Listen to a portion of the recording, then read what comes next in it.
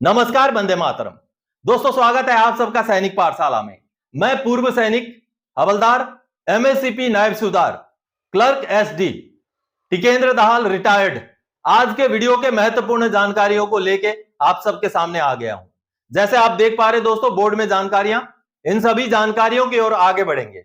आगे बढ़ने से पहले दोस्तों मेरा आप सबसे आग्रह है, अगर सैनिक पाठशाला चैनल का वीडियो आप पहली बार देख रहे हैं या अभी तक चैनल को सब्सक्राइब नहीं किया है तो पूर्व सैनिकों से जुड़े हुए वीर नारियां, विधवा पेंशन, डिफेंस पेंशनर से और भी जुड़े हुए महत्वपूर्ण जानकारियों को पाते रहने के लिए, चैनल के साथ जुड़े रहने के लिए चैनल को सब्सक्राइब जरूर करें और वीडियोस अच्छे लगे तो शेयर करें और वीडियो को लाइक जरूर करें। तो चलिए आगे बढ़ते हैं। सबसे पहली जानकारी दोस्तों, जैसे आप देख पा रहे हैं, पेंशनर्स के लिए स्पर्श और सीपीपीसी ऑब्लिक डीपीडीओ, आगे कुआं पीछे खाई जैसे ही है। जी हां दोस्तों आप सबको पता है स्पर्श में बहुत सारी टेक्निकल खामियां हैं, लेकिन क्या स्पर्श से पहले जो हमें पेंशन मिलता था सीपीपीसी से मिलता था, डीपीडीओ से मिलता था, क्या वो सही मिलता था? उसमें तो और भी ज्यादा गड़बड़ियां थी। चलिए मैं आपको लेटर दिखा के समझाता हूं। दोस्तों रिकॉर्ड ऑफिस के इसी लेटर के बेस पे मैं आपको बोल रहा हूं कि पेंशनर के लिए कैसे स्पर्श और सीपीपीसी आगे कुआं तो पीछे खाई है। 15 मई 2024 का लेटर है जो पीसीडीए स्पर्श को रिकॉर्ड ऑफिस ने लिखा है। ये देखिए यहां पर पेंशनर का पेंशन एडजस्टमेंट को लेकर के एक बड़ा खुलासा है। दोस्तों कई सारे ऐसे पेंशनर्स हैं जिनको सही पेंशन नहीं मिल पाता और बावजूद इसके उनको सही पेंशन नहीं मिल पाता, उनका पीपीओ जारी हो चुका है। अब इन पेंशनर के केस में आप देखिए, इनका जैसे आप देख पा रहे, जब पेंशनर ने ग्रीवेंस डाला तब जाकर के रिकॉर्ड ऑफिस ने पीसीडीए को लिखा है।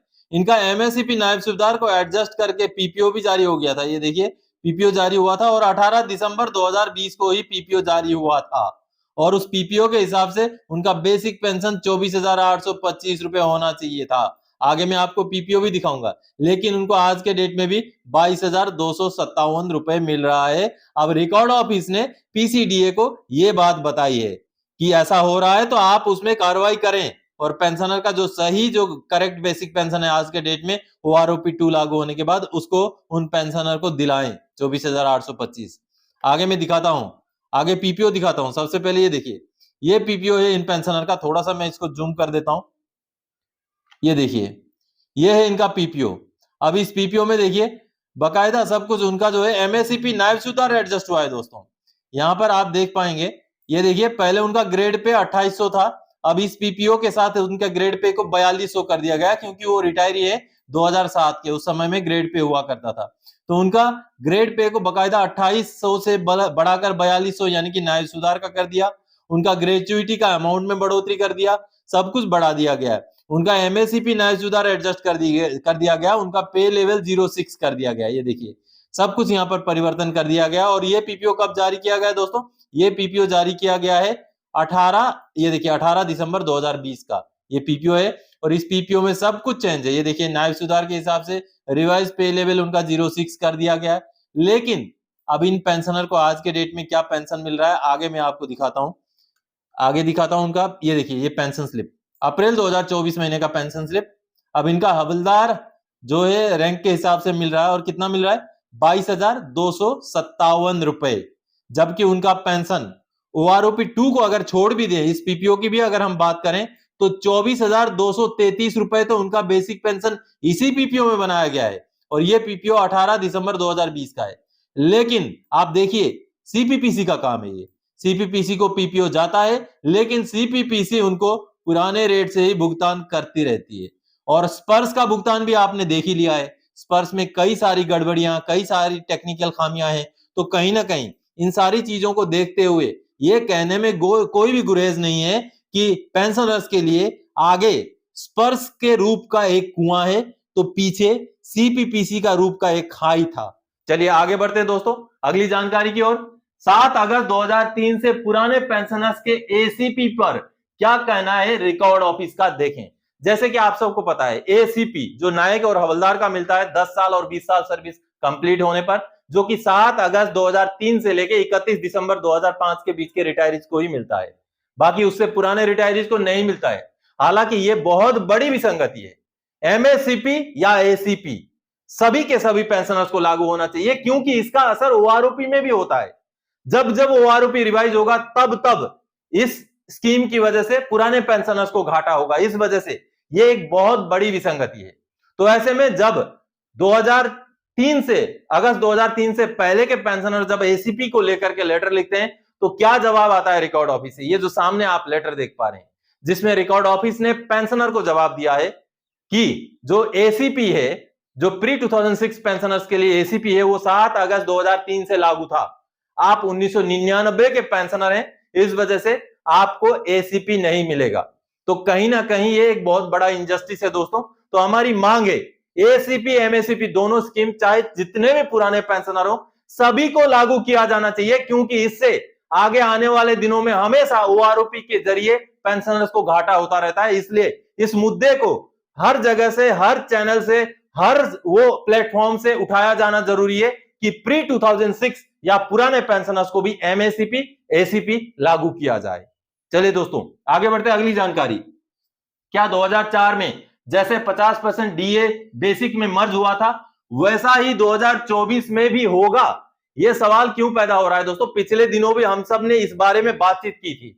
अब एक अखबार में यह जानकारी सामने निकल के आई है कि 2004 में और अभी जो मुद्रास्फीति की जो सिचुएशन है वो लगभग मिलते जुलते हैं, और साथ ही साथ 4 जून 2024 को सरकार बदलनी है। तो जो रिपोर्ट आई है अखबार में उसके हिसाब से नई सरकार बेसिक को मर्ज कर सकती है। जी हां, उसमें कहा गया है 2004 और 2024 के इन्फ्लेशन एक जैसे हैं, चुनाव के बाद मर्ज होना संभव है। चलिए मैं रिपोर्ट आपको दिखाता हूं दोस्तों। फाइनेंशियल एक्सप्रेस ये एक अखबार है जहां पर 50% डीए मर्ज को लेकर के एक महत्वपूर्ण खबर निकल के आई है जो आप सबके सामने मैं रखने जा रहा हूं दोस्तों। ये फाइनेंशियल एक्सप्रेस फाइनेंस विषय के यानी कि वित्त विषय के बहुत सारे महत्वपूर्ण खबरें सामने रखता है, सरकार के पॉलिसीज वगैरह के बारे में। तो इसके द्वारा जो जानकारी दी गई है उसको मैं आप सबके सामने रखता हूं। जो महत्वपूर्ण जानकारी यहाँ दी गई है कि डीए मर्ज को लेकर के किस तरीके के सिचुएशन है, आप जैसे यहाँ पर देख पा रहे हैं। फाइनेंशियल एक्सप्रेस के मुताबिक दोस्तों, expert citing the past instances of 2004 and current inflationary situation are saying that the center might consider merging DA into the basic pay। यानी कि 2004 में जिस तरीके से मुद्रास्फीति की जो कंडीशन थी और अभी वाले कंडीशन को कंपेयर करें तो सरकार डीए को जो 50% डीए उसको मर्ज कर सकती है। Other allowances like house rent allowance, children education allowance, ये सारे जो है मर्ज हो चुके हैं, यानी कि ये सारे जो है 50% डीए के साथ बढ़ोतरी हो चुके हैं, ऐसा यहां पर कहा गया। और सबसे महत्वपूर्ण बात और यहां पर दूसरी लाइन पर देखिए, अकॉर्डिंग टू द एक्सपर्ट्स, यानी कि जो विशेषज्ञों की अगर हम माने तो it is highly likely that DA basic pay merge will be announced once the new government is formed at the centre. यानी कि जैसे ही नई सरकार सेंटर में गठित हो जाएगी उसके बाद जो 50% मर्ज वाला डिक्लेरेशन हो सकता है, ऐसा सूत्रों का, ऐसा एक्सपर्ट्स का कहना है। तो आप सब ने देखा दोस्तों, तो कहीं ना कहीं ये अखबार की तरफ से खबर निकल के आई है। आने वाले दिनों में जैसे ही नई सरकार गठित हो जाएगी उसके बाद पता चलेगा कि हमारा डीएडीआर 50% मर्ज होता है या नहीं होता है। हम आशा करते हैं कि सरकार उसको मर्ज करे, हमारी ये मांग है कि सरकार उसको मर्ज करे। चलिए आगे बढ़ते हैं दोस्तों अगली जानकारी की ओर। कर्नाटका हाईकोर्ट का जबरदस्त फैसला, लाइफ सर्टिफिकेट घर में जाकर ले आइए, साथ में 1 लाख का जुर्माना भी। जी हां दोस्तों, 102 साल के एक पेंशनर थे जिन्होंने लाइफ सर्टिफिकेट सबमिट ना करने की वजह से उनका पेंशन बंद कर दिया गया। बाद में उनका पेंशन शुरू हो गया, लेकिन बीच में 1 साल का एरियर उनको नहीं मिला तो उनको माननीय कोर्ट में जाना पड़ा। तो कोर्ट ने सरकार को फटकार लगाते हुए कहा कि खैरात नहीं दे रहे हो, पेंशन दे रहे हो, खैरात नहीं दे रहे हो। उन्होंने काम किया है, उस काम के एवज में आप उनको पेंशन दे रहे हो। तो कहीं ना कहीं जो डिले किया गया है, जो देरी की गई है, उसके लिए आपको 1 लाख रुपए का जुर्माना और 6% ब्याज के साथ उनका एरियर का पैसा भुगतान करना पड़ेगा। ये माननीय कर्नाटका हाईकोर्ट ने फैसला सुनाया। हालांकि थोड़ा सा पुराना फैसला, आपको फैसले की कॉपी दिखाता हूं जिसमें लाइफ सर्टिफिकेट को लेकर के भी माननीय कोर्ट ने अहम टिप्पणी की थी। चलिए आपको कोर्ट ऑर्डर दिखाता हूं। अब दोस्तों माननीय कर्नाटका हाईकोर्ट का ये जजमेंट है, बहुत ही लैंडमार्क जजमेंट है। इस जजमेंट में पेंशनर के फेवर में राय देते हुए, पेंशनर के फेवर में फैसला देते हुए माननीय कर्नाटका हाईकोर्ट ने बड़ी टिप्पणियां की थी। दोस्तों ये एक पेंशनर थे जिनकी उम्र 102 साल थी और उनकी इस उम्र में भी जब वो लाइफ सर्टिफिकेट सबमिट करने से चूक गए तो उनका पेंशन बंद कर दिया गया। अब जब उनका पेंशन बंद कर दिया गया, बाद में उनका पेंशन शुरू भी कर दिया गया, लेकिन बीच में लगभग 1 साल के लिए जो उनका पेंशन बंद था वो एरियर उनको भुगतान नहीं हो रहा था। तो उसी को लेकर के पेंशनर जब कोर्ट में गए तो माननीय जो कर्नाटका हाई कोर्ट है उन्होंने एक लैंडमार्क जजमेंट दिया और सरकार को खरी खोटी सुनाई थी कि पेंशन बाउंटी नहीं है, यानी कि पेंशन आपका कोई देने वाला खैरात नहीं है। बहुत ज्यादा मेहनत करने के बाद ये एक सोशल जस्टिस की तौर पर पेंशन का भुगतान पेंशनर को किया जाता है, जो उनका अधिकार है, उनका हक है। तो इस तरीके से टिप्पणी करते हुए माननीय कर्नाटका हाईकोर्ट ने बड़ा जजमेंट दिया था दोस्तों, जिसमें कहीं ना कहीं माननीय कर्नाटका हाईकोर्ट ने यह भी बोला था कि पेंशनर अगर किसी जायज वजह की वजह से, बीमारी की वजह से या इस तरीके की कोई जायज कारण की वजह से लाइफ सर्टिफिकेट सबमिट ना कर पाए तो बैंक्स को उनके घर में जाकर के उनका लाइफ सर्टिफिकेट लेना चाहिए।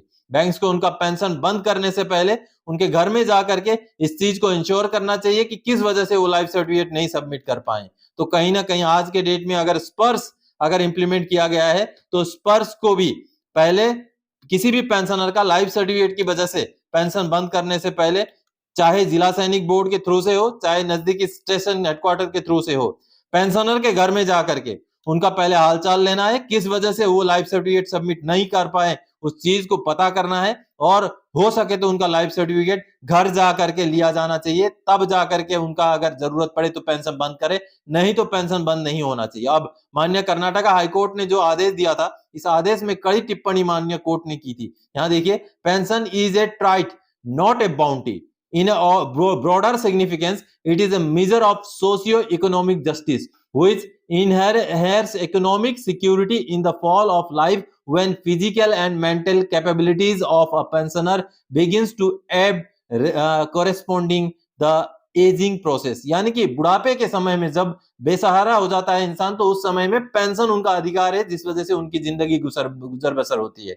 आगे दोस्तों माननीय कोर्ट का जो ऑर्डर है ये देखिए, माननीय कोर्ट ने जो रेस्पोंडेंट नंबर 1 और 4 हैं, जो बैंक हैं, उनको जो है 1 लाख रुपए का जुर्माना लगा दिया और साथ ही साथ उनका जो एरियर था कुल 1 साल का लगभग, उस एरियर में 6% ब्याज के साथ भुगतान करने के लिए 3,71,280 भुगतान करने का भी आदेश सुना दिया और अगर भुगतान नहीं होता है तो आगे 18% के हिसाब से भुगतान करने का भी आदेश माननीय कर्नाटका हाईकोर्ट ने सुनाया था। दोस्तों ये काफी लैंडमार्क पेंशनर के फेवर में एक जजमेंट माननीय कोर्ट की तरफ से आया था। दोस्तों तो आप सबने देखा दोस्तों, महत्वपूर्ण आदेश था माननीय कर्नाटका हाईकोर्ट का। तो दोस्तों आज के इस वीडियो में इन्हीं जानकारियों के साथ आया था। आगे और कोई जानकारी था कि आपसे सरोकार रखने वाला विषय लेके मैं फिर से हाजिर हो जाऊंगा। तब तक के लिए जय हिंद दोस्तों।